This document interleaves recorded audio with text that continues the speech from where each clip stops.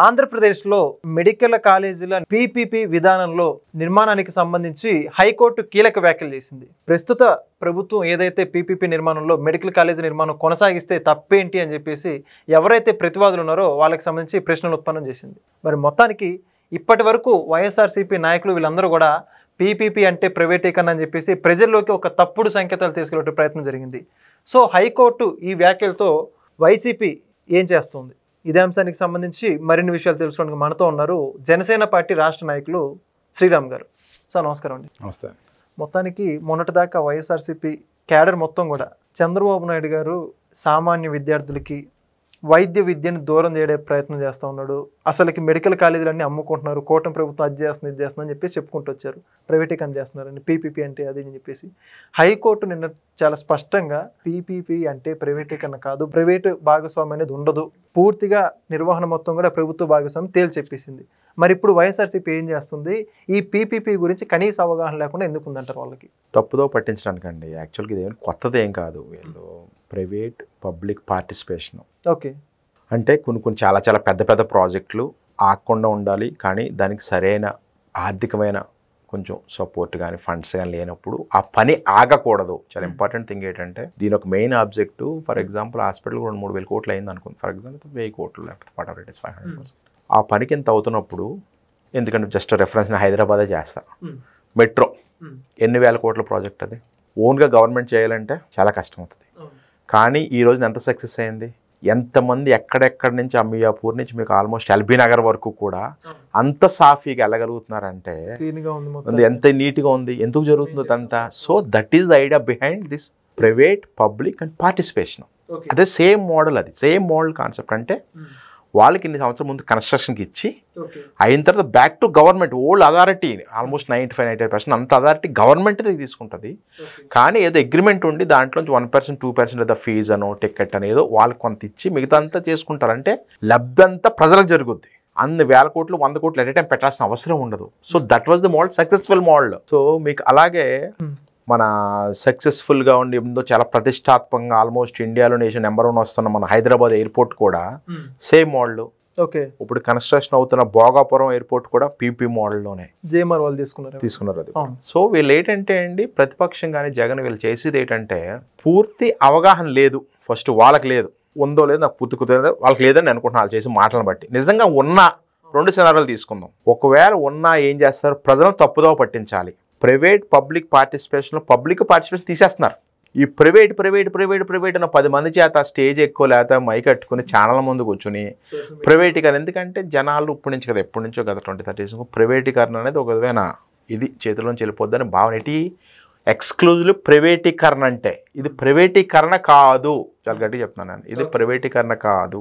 ఒక థర్డ్ పార్టీకి ఇచ్చి ఫండింగ్ అంతా వాళ్ళు చేసి ఫండింగ్ చేసినందుకు తర్వాత వాటి మీద ఏదైనా చిన్న రాయితీలు అవి కానీ టికెట్టో లేకపోతే ఇంకోటి వాట్ ఎవర్ ఇట్ ఈస్, దాంట్లో 5%, 2% వాట్ ఎవర్ ఇట్ ఈస్, దాన్ని మీరు తీసుకునే విధంగా దీన్ని ఇది చేయండి అని చెప్పుకొని ఒక భాగస్వామ్యం చేయటం. కరెక్ట్గా చెప్పాలంటే వాళ్ళని కొంత భాగస్వామ్యం, అది కూడా లీగల్ భాగస్వామ్యంలో నీకు 50% నాకు 50%, ఈ ల్యాండ్ 100 ఎకరాలు ఆ భాగస్వామ్యం కూడా కాదు. మళ్ళీ క్లియర్గా చెప్తున్నాను, జనాల్లోకి అవేర్నెస్ రావాలి. భాగస్వామ్య సెన్స్ ఆఫ్ ఏంటంటే వాళ్ళు ఫండింగ్ చేస్తారు, అయిన తర్వాత అడగవచ్చు. అదే మరి వాళ్ళు 100 కోట్లు పెట్టి వాళ్ళకి నష్టం పెట్టి అలాగే నష్టమే పెట్టుకోవచ్చు. అలా ఓపెన్గా మాట్లాడుకుందాం, వాళ్ళకే నష్టమే పెట్టుకోరు.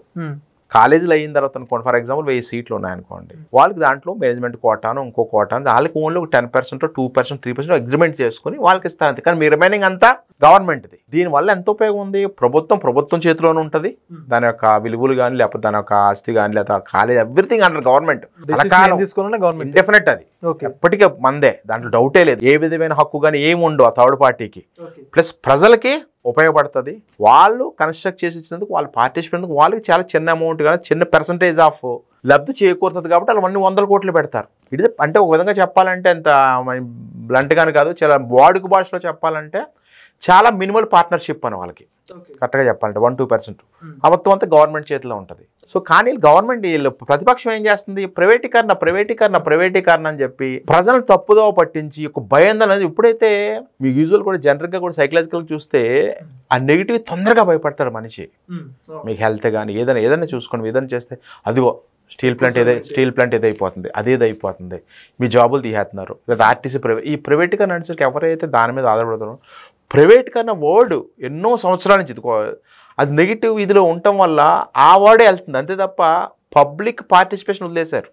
పీపీపీలో ఆ ఫస్ట్ పిఏ ప్రైవేట్. సో అది వాళ్ళు చేసి చాలా బ్లండర్ మిస్టేక్ అది జగన్ చేసేది. ఓకే, మరి ఇప్పుడు హైకోర్టు ఇన్వాల్వ్ అంత క్లియర్గా స్టేట్మెంట్ ఇచ్చింది. ఇప్పటికన్నా వాళ్ళు తెలుసుకొని ఈ ప్రైవేటీకరణ అనే పదం వాళ్ళకి ఏమన్నా తగ్గే అవకాశం ఉందంట, లేదా ఇంకా అంతే ప్రజల్లోకి తప్పుడు వార్తలు తీసుకెళ్తారు? ఎందుకంటే మరో మాట అనేసాడు కదా, సైకాలజికల్ ఎలా ఉంటుంది, మాట అనేసాడు వెంటనే ఆగిపోతే ఇగో దెబ్బతింటది. జనరల్గా చెప్తున్నాను, ఏం చేస్తాడు 2-3 రోజులు అల్లాడి తర్వాత తగ్గిపోతాడు. ఎందుకంటే హైకోర్టు అంత క్లియర్ కట్గా అసలు మొట్టిగా ప్రజలకు ఉపయోగపడుతుంది. ప్రైవేటీకరణ వేరు, ఈ private public participation very clear కట్గా చెప్పింది. నేను చెప్పండి ఒక విధంగా అసలు షేమ్ ఫీల్ అవ్వాలి. ఏమాత్రం కొంచెం ఎంత ఎక్స్సీఎం ఉండి ఎక్స్ఎంపీ ఉండి అంత ఒకప్పుడున్న పార్టీ అయినప్పుడు ఏం చేయాలి, కనీసం అంటే సెన్స్ అది ఉంటే కనుక నేను నిద్ర పట్టకూడదు హైకోర్టు ఎంత తిట్టిందా అని. ఐ డోంట్ థింక్ సో, చెప్తున్నాడు. సో అంతలా అన్నప్పుడు ఏం చేస్తారు, ఒక 2 days అయితే నడిపిస్తారు. అది ఈవేళ రేపు అది ఇది అంటారు, తర్వాత ఏముండదు. ఎందుకంటే క్లియర్ కట్గా హైకోర్టు చెప్పింది. ప్రజల్లో కూడా వెళ్ళాలి. ఇలాంటి ప్రజల్లోకి అందరూ కూడా కూటమి ప్రభుత్వం నుంచి కానీ లేకపోతే ఎక్కడైనా సరే ఇలాంటి ఛానల్స్ ద్వారా కానీ ఎక్కడైనా సరే నిజాన్ని కరెక్ట్గా అంటే ఒక చాలా తెలివితేటలతో చంద్రబాబు నాయుడు గారు కానీ కళ్యాణ్ గారు కానీ లేకపోతే అక్కడ ఉన్న ఐఏఎస్ ఆఫీసర్లు అంతా చాలా ఇది ఒక ప్లానింగ్గా ఎంత కన్స్ట్రక్టివ్గా ఒక మంచి కాన్సెప్ట్ చేస్తున్నప్పుడు దాన్ని ప్రజల్లోకి తీసుకెళ్ళగలగాలి. ఆ ఏంటంటే మిస్కమ్యూనికేషన్ అవుతుంది. ఇప్పుడు అంతే కదా, ఇప్పుడు ఏం మిస్కమ్యూనికేషన్ కదా, ఈయన ఏం చేస్తాడు, కావాలని చేస్తాడు. మిస్కమ్యూనికేషన్ మామూలు జనరల్గా అవుతుంది, ఇది అలా కాదు, వాంటెడ్లీ చేస్తారు. ప్రైవేటీకరణ హైకోర్టు మొట్టుకులు వేసింది కానీ నా దేశం ఇంకొక 1 or 2 days ఊగుతారండి, తర్వాత ఏముండదు. ప్రజలు సహకరించారు కదా, నువ్వు ఎక్కడికి వెళ్ళినా అంటే ప్రజలకు ఈ రోజు అర్థం కాలాంటి ఛానల్స్ ద్వారా కానీ లేకపోతే ఏదన్నా ఎక్కడైనా డిబేట్ల ద్వారా కానీ న్యూస్ల ద్వారా కానీ ఇన్ఫర్మేషన్ వెళ్తుంది ప్రజల్లోకి. ఒక 2-3 days సోషల్ మీడియా ద్వారా కానీ వెళ్తుంది. కొంచెం 2-3 days టైం పడుతుంది అంతే. ఈ 2-3 daysలో ఇంకా ఏముండదు, నో డౌట్ అబౌట్. అయితే ఇప్పుడు చాలా వరకు వాళ్ళు ఏదైతే చెప్పుకుంటున్నారో ఆ కాలేజీల దగ్గరికి వెళ్ళి చూస్తే ఒక్కటి కూడా గ్రౌండింగ్ అయ్యి చాలా వరకు లేవు. అసలు ఎక్కడెక్కడో ఊరి చివరిలో బేస్మెంట్స్ కూడా అయినటువంటి పరిస్థితి లేదు. అలాంటి వాటిని ఇంకా వాళ్ళు మేము కట్టామని ఎలా చెప్పుకోగలుగుతున్నారంటారు వాళ్ళు? ఏం చెప్తాను, ఇంక ఏమంటారు దాన్ని, ఏదో ఇంకా గుడ్డిగా మాట్లాడుతుంటారు కదా, బ్లంట్ కానీ బ్లైండ్గా. ఇంకేదైతే ఒక మాట అంటాడు, నేను లాస్ట్ టైం కూడా ఏదో ఒక ఇంటర్వ్యూలో చెప్పినట్టు గుర్తున్నాక ఒక మాట అనేసి తెలియదు తనకు అంటాడని, ఏదో రాంగ్ డేటా ఉంటుంది, రాంగ్ ఇన్ఫర్మేషన్ ఉంటుంది. నటనలు జగన్ రోజా కానీ కొంతమంది ఉన్నారు అనేస్తారు. అనేది కవర్ చేసుకోవాలంటే ఏం చేస్తారు, వెంటనే రోజు మాట్లాడండి ఏదో నిజాయితీగా నీతిగా కొంచెం ఇదిగా ఉంటే సెన్సిబుల్గా ఉంటే మన్నడు ఓకే సారీ ఇది నేను ఇలాగా కాల్ బ్యాక్ చేస్తున్నాను, రీకాల్ చేస్తున్నాను నేను చేసిన మాట అని అక్కడ.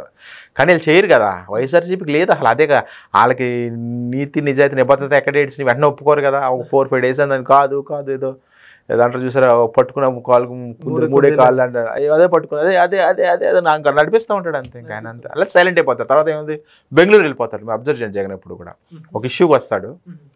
నేను చూసిన 90% ఆఫ్ కేసెస్లో ఆయన దగ్గర ప్రాపర్ ఇన్ఫర్మేషన్ ఉండదు, ప్రాపర్ డేటా ఉండదు, మాట అనేస్తాడు, 2 days చూస్తాడు, పరిస్థితులు ఏమి ఎవరు సహకరించరు, మళ్ళీ బెంగళూరు వెళ్ళిపోతాడు, యూరోప్ వెళ్ళిపోతాడు, అంతే సమస్య దాంట్లో.